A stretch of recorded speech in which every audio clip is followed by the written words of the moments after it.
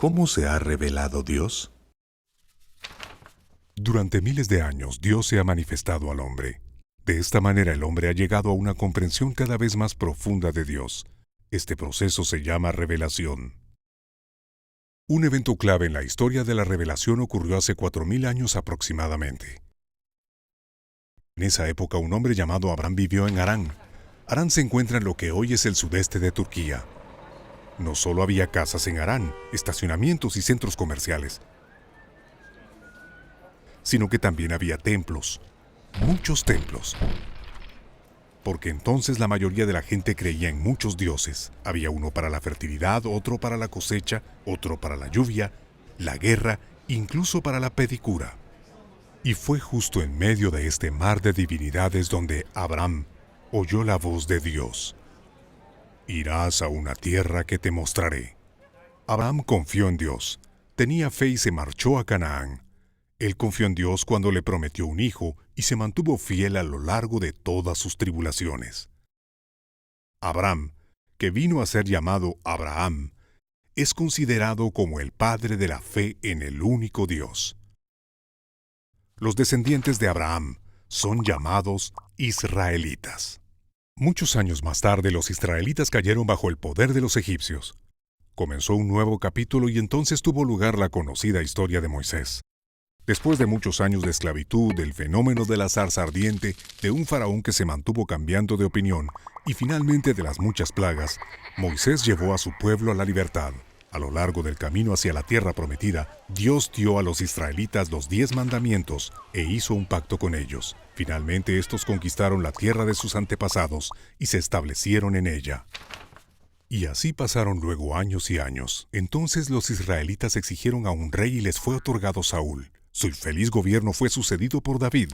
Bajo el reinado de David y aquel de su hijo Salomón, Israel experimentó un período de prosperidad. El templo de Jerusalén fue construido en ese tiempo. Después el reinado se deshizo e Israel se convirtió en el peón de sus poderosos vecinos.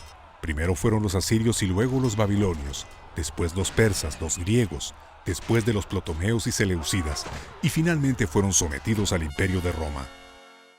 Durante todos estos siglos el pueblo de Dios experimentó una historia de montaña rusa que a menudo fue más bien dolorosa. Pero siempre y a pesar de todo, Dios se reveló a sí mismo. Así es la pedagogía divina. Dios habla no solo a través de sus profetas, sino también a través de la historia de su pueblo. Y así el pueblo de Israel lentamente captó quién es Dios. Empezaron a entender que se podía ser esclavo no solo de los egipcios, sino también del pecado, que necesitaban un éxodo de la esclavitud del pecado. Se dieron cuenta de que su tierra prometida solo podía ser un pálido reflejo de la verdadera casa celestial, que a pesar de todos sus esfuerzos, la ley nunca los haría hombres justos, sino solo la acción de Dios. Comprendieron que era necesario un Salvador, un Redentor de la humanidad enviado desde lo alto. Y entonces hace 1000 años, en la plenitud de los tiempos, como es dicho, Dios actuó. No, un poco más a la izquierda. Jesús, el Redentor de la humanidad, nació en Belén. Su venida sucedió de manera diferente a como muchos la habían previsto. No era un guerrero colosal o un superhéroe listo para enfrentarse a los romanos.